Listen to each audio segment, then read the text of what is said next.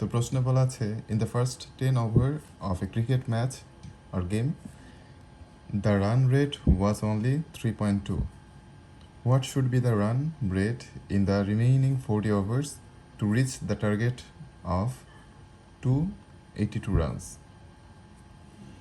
মানে হচ্ছে একটা ক্রিকেট ম্যাচে প্রথম 10 ওভারে রান রেট ছিল হচ্ছে 3.2, সেটা খুবই কম ছিল।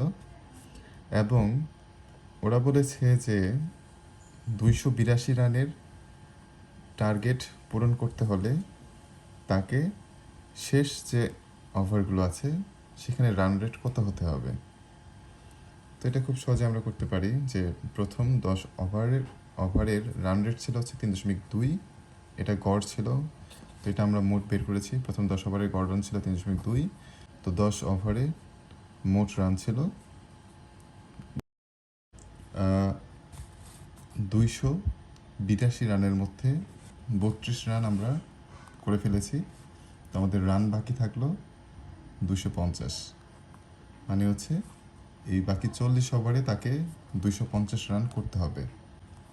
তো তাহলে বাকি ওভারগুলোতে তার রান রেট কত হতে হবে?